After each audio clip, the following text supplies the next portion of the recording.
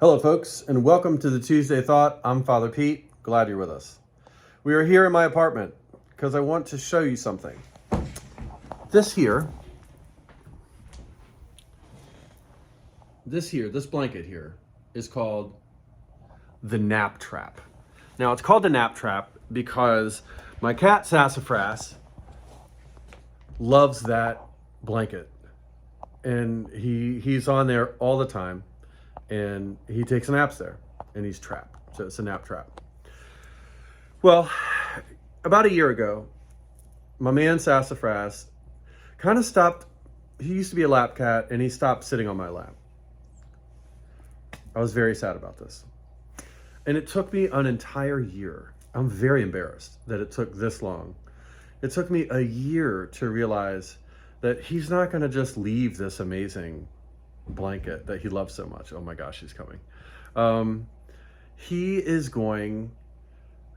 not going to sit on my lap when he has the blanket. It's just a better option. And then one day I realized, you know what? Let me take this blanket and bring it over and put it on my lap. Voila. Sassafras is on my lap.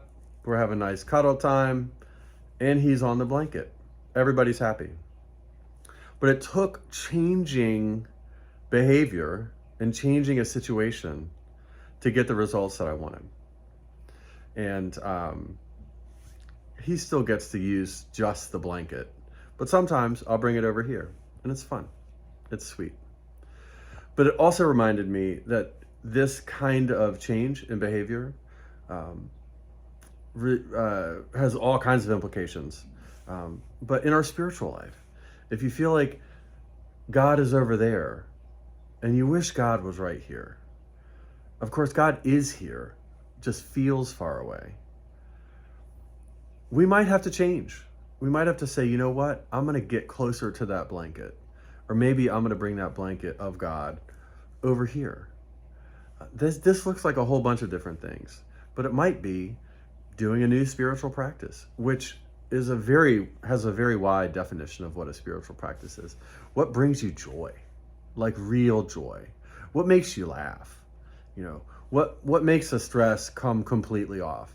That can be writing a poem. You know, some spiritual practices, some prayers are very quiet. You know, you're in a room alone, and that's beautiful. And others are not. Maybe it's going for a swim. Maybe it's walking out in the woods. Playing with your kids, playing with your partner or your friends, singing together. There's all kinds of different ways that God has given each of us individually to connect to the holy. And there are dark nights of the soul, and there are times when we are depressed where no matter what we do, we'll feel like we're far away. That is part of the life of faith. And I understand that, and I understand that deeply.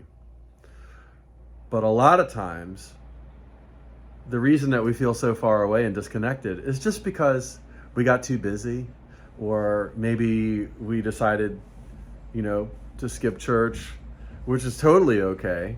But then maybe we decided to skip it again, and then maybe we'll do it again. We'll get there next week. But it really does matter. To continue our life of faith and our connection and our relationship with God by finding some way every day to check in and say, hey, God, here I am.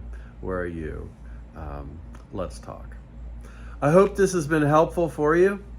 Miss you all very much and hope to see you this Sunday. God bless.